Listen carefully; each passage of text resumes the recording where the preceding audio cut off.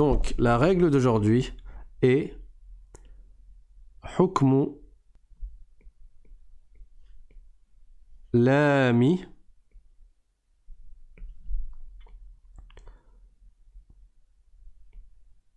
لفظ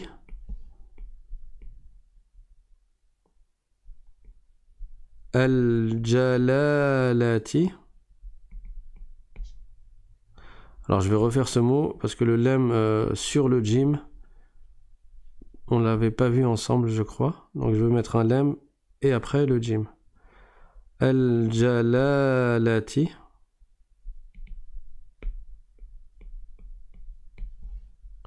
حكم لام لفظ الجلالة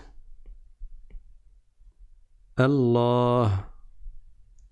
Donc la règle, hukmu, c'est la règle du lemme du nom de Dieu. Allah. Je vous avais dit dans une règle précédente, qu'on a vu en plusieurs étapes, que il y a 3 catégories de lettres concernant le tafkhim et le tarqiq. Vous vous rappelez? Tafkhim, c'est quand la lettre elle est emphatique. Tarqiq, c'est quand la lettre elle est amincie. Elle n'est pas emphatique. Quand je dis emphatique, ça veut dire grave.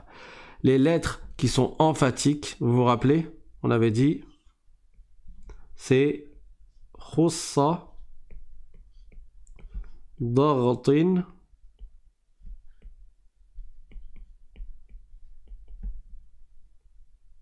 qidh. Ce sont les lettres qui sont toujours emphatiques, toujours graves. Et on a dit, il y a des lettres qui sont parfois graves et parfois emphatiques. C'est le ra et le lam du nom de Dieu Allah. Donc on va dire le ra et ouais, je vais mettre le lam. Vous vous rappelez que c'est pas tous les lemmes, mais c'est le lemme du nom de Dieu. Et il y a une troisième catégorie. Hop, c'est la catégorie qui est toujours amincie et c'est le reste. Al-Baqi. Donc on a khussadartin qidh, elles sont toujours graves, emphatiques. On a le ra et le lem qui sont parfois, donc tantôt graves et tantôt, j'aime bien le mot tantôt, tantôt aminci. À chaque fois j'oublie aminci, il y a un A ou il n'y en a pas. Je vais mettre aigu, comme ça il n'y a pas de problème. Aigu, donc des fois le ra et le lem ils sont graves, des fois ils sont aigus. Le lem c'est le lem de Allah. Et il y a le reste qui sont toujours aigus. Vous vous rappelez de ça? On avait fait une première étape dans un cours, on avait parlé que de khussadartin qidh, que les lettres graves. Dans une deuxième étape, enfin on avait fait ce résumé-là. Dans une deuxième étape, on a parlé du ra et des détails. Dans quel cas le ra il est emphatique, dans quel cas il est aminci. Et aujourd'hui on va parler du lem. Donc le lem, on va l'écrire ici. Le lem de Allah, je vais le réécrire un peu mieux.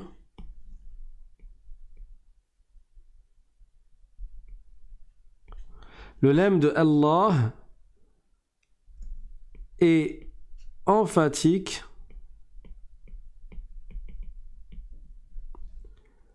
s'il est précédé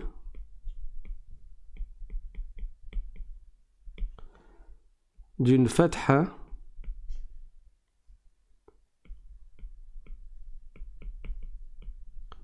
ou d'une dhamma. Alors juste je regarde le chat pour que je vérifie si tout va bien. Aminci, alors il n'y a pas de A, ok. T'es sûr, hein? Ok, vous êtes plusieurs à m'écrire sans A, c'est parfait. On va l'écrire sans A. Donc, Le lemme de Allah est emphatique. Ah, maintenant j'ai un emphatique. Ça commence par un A ou un E? Ouais, c'est la journée fatigue aujourd'hui. Allez hop, on va vérifier sur internet. On va demander à Google. Emphatique, ça dit quoi? Ok, désolé. Emphatique, c'est avec un E. Comment j'ai osé l'écrire avec un A? Je me suis dit, il y avait haja. Hop. Est-ce que je l'ai écrit plus haut? Non, j'avais écrit grave. Ok. Donc, le lemme de Allah est emphatique s'il est précédé d'une fatha ou d'une dhamma.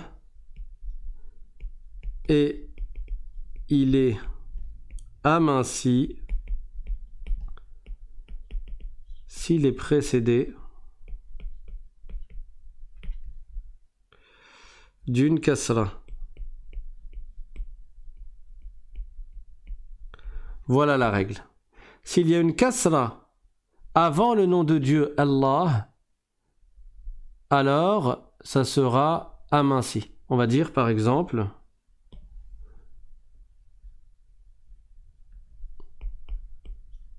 Bismillah.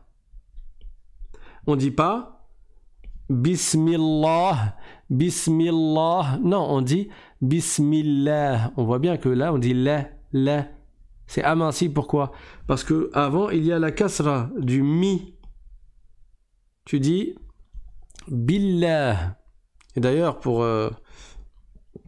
ceux qui veulent jurer par Allah, ne dites pas Bilay, Walay. Il faut prononcer correctement le nom d'Allah. Quelle que soit ton origine, applique-toi à bien prononcer le nom d'Allah. Celui qui veut jurer par Allah, déjà, on l'invite à ne pas passer son temps à jurer par Allah, mais vraiment, dans certains cas de figure, oui, le prophète, sallallahu alayhi wa sallam, il lui est arrivé de jurer par Allah. C'était pour marquer une insistance sur un point, ihqaq al-haqq wa ibtal al-batil, pour faire valoir une vérité et pour montrer la vérité, etc. Quelque chose qui est utile, mais c'est pas à chaque fois que tu as envie de parler tu dis Wallah, c'est pas à chaque fois que tu veux parler que tu dis une phrase, tu jures par Allah. Il y en a, ils vont te dire oui, mais c'est parce qu'il me croit pas. Ah ben s'il te croit pas, laisse-le dans son coin, mais c'est pas à chaque phrase que tu dis Wallah. Et encore pire de dire Wallah en prononçant pas correctement, comme ceux qui disent Woula. Woula, c'est quoi ça, Woula? C'est pas un nom de Dieu, Woula.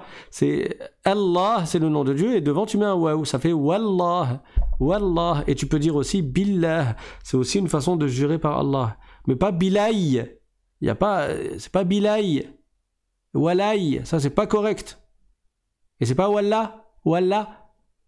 Il faut prononcer chaque lettre du nom de Dieu, c'est important, d'accord? Donc là, quand je dis Bismillah, ou bien je dis Billah, on voit bien que il n'y a pas d'emphase, c'est pas grave, la lettre lemme, elle est aiguë, elle est amincie. Dans les autres cas de figure, c'est-à-dire quand il y a une fatha avant, comme ici, Ahlakaniya, Ahlakaniya, alors le nom de Dieu est grave. Le lemme est grave et emphatique. Ahlakani, in ahlakani Allah. Et là, je ne dis pas in ahlakani Allah. In ahlakani Allah. Donc ça, c'est une règle à apprendre aussi bien dans le Coran que dans la lecture. Quand tu lis un texte en arabe, c'est exactement la même chose. Tu vas dire billah ou bismillah et tu vas dire in ahlakani Allah, par exemple, ou bien ittaqullah, ittaqullah. Vous voyez? Si j'écris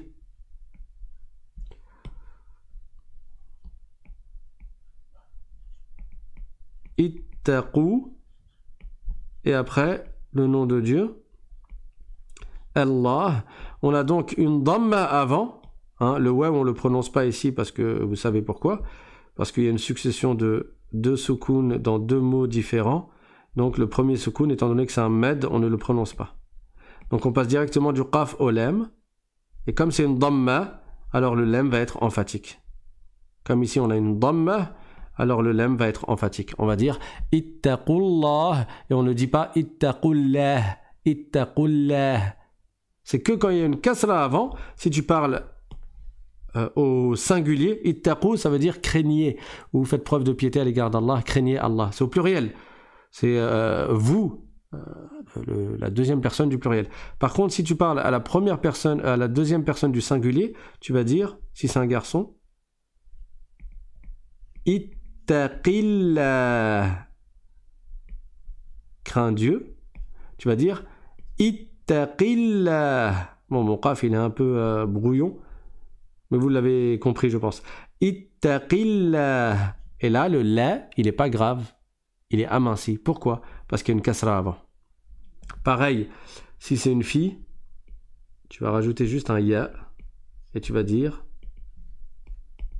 exactement la même chose. Ittaqillah. Ça se prononce pareil. Un garçon et une fille. Pourtant, il y a un ya à la fin quand c'est une fille. Pourquoi? Parce que le ya ne se prononce pas. Quand c'est un med en fin de mot, on ne le prononce pas si la première lettre du mot suivant commence par un soukoun. On a vu à plusieurs reprises cette règle. Donc là, on dit Ittaqillah et là, on dit Ittaqillah. On prononce exactement de la même façon.